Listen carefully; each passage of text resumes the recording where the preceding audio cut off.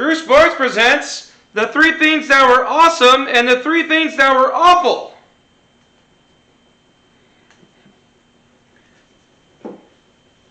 Hi everyone, happy end of the weekend. Hope everyone's having a great day. Hope everyone's having a great start to their spring. Spring is springing, as you can say. Spring is springing. I don't know how it goes, but we are going to talk about the big things from this past weekend. You know, we got some NBA, we got some college hoops, a lot of college hoops. So let's get started.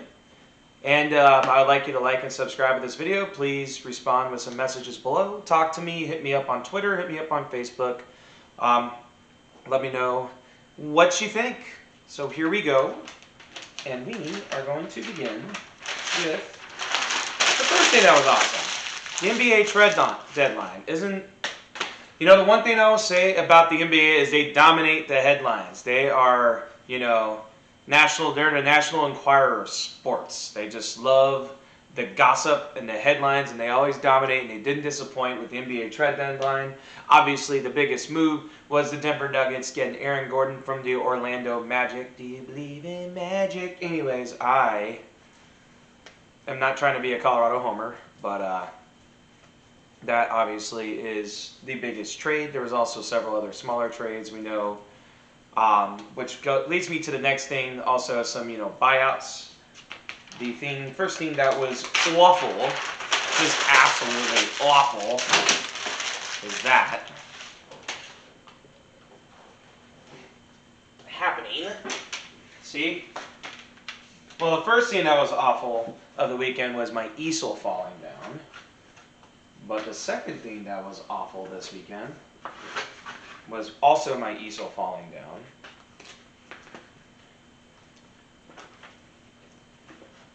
Which, I don't even want to cut this out. I want you guys to see what I deal with on a daily basis for you. There we go. First thing that was awful was the Brooklyn Nets pickups. And you want to know why? Do you want to know why the Brooklyn Nets pickups were awful? Because they're trying to get all the players. That's why. Because they're trying to win a championship. And the reason why they're trying to win a championship is because that's what you do in sports. But also the other big reason is they just picked up Blake Griffin and LaMarcus Aldridge. And they're trying to monopolize the Eastern Conference, getting all stars, former stars. You know, they might as well just grab, Michael Jordan, Magic Johnson, John Stockton, Karl Malone. Just have everyone out of retirement. Just make an old super team.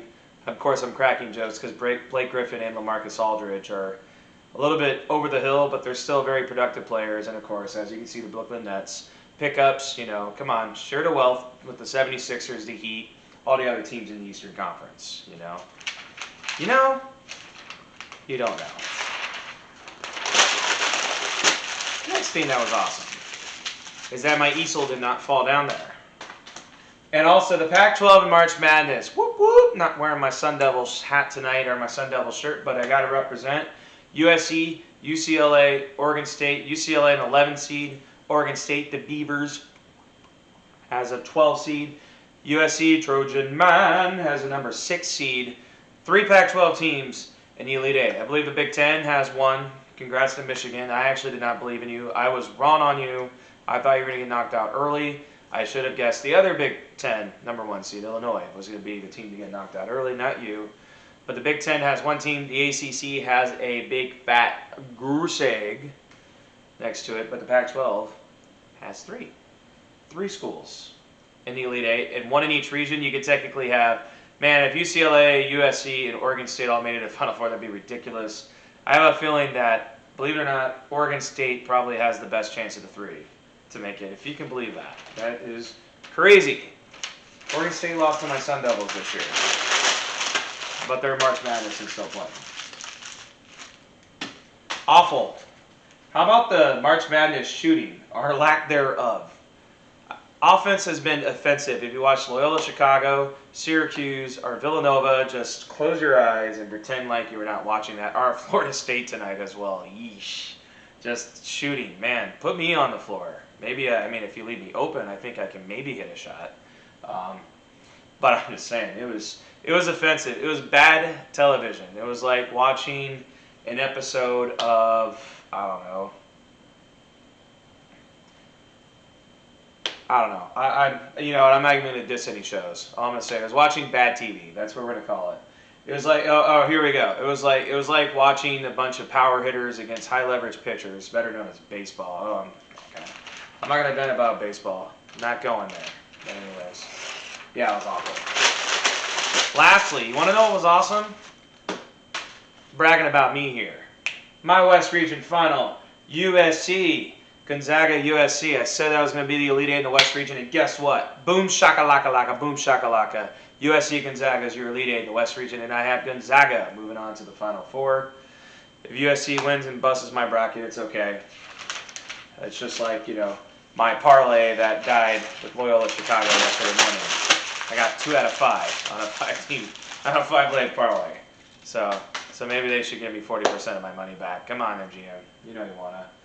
And awful, just in case you can't read, rest of my bracket and anyone who didn't pick 1 seeds in the Final Four. So if you picked a bunch of 1 seeds in the Final Four, you're still cruising because Baylor actually has probably the toughest matchup because they're playing the Arkansas Razorbacks or the Arkansas Piggies in the Elite Eight.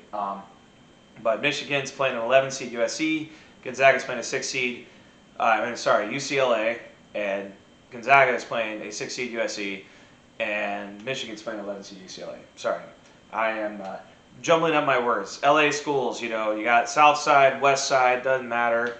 North Side, South Side, East Side, North Side. Well, the Elite Eight.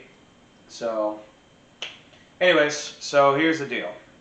Everybody's bracket probably sucks unless you picked a bunch of 1 seeds or you picked Houston, which I'm sure many didn't pick Houston because they play in Conference USA or the American or one of those conferences. Who knows? But Houston's a pretty darn good team, and they look pretty darn good in playing a bore snore fest against Syracuse yesterday. Oh boy, Buddy Boeheim, where are you at, my man? Where are you at? Anyways, you guys love my goofy video, my easel falling down, me talking about March Madness, me talking about the NBA, me jumbling up my words. That's what I bring for you. It's just fun to start your week and to conclude your weekend. Anyways, if you like this video, please thumbs up, just 1. You don't have to do 2 because I think on YouTube it's just 1. You could thumbs up, or if you don't like me, thumbs down. Still, I appreciate you even if you put thumbs down. I appreciate you watching this video. Please subscribe. Follow me on Twitter at Stu Drew. I'm always kind of putting out some fun material there. Facebook, Sports Stu Drew. Be my friend. I need friends. I want you to be my friend. Please be my friend. I'm also always writing some cool stuff, doing some baseball previews right now for the 2021 season for any of you who like home runs and strikeouts at drewsports.com. I'm going to vent about baseball a different day. I'm actually not venting about baseball in those articles, maybe just a little bit, mostly just about how Joey Gallo is fascinating and the rest of the guys who are like mini Joey Gallos are terrible to watch because we like action. And Joey Gallo, there's not much action, but it's still fascinating that the guy is hits more home runs than singles every year. I don't know how he does it. I don't know how anyone does it. Well, that's because everybody swings for the fences. They go for it.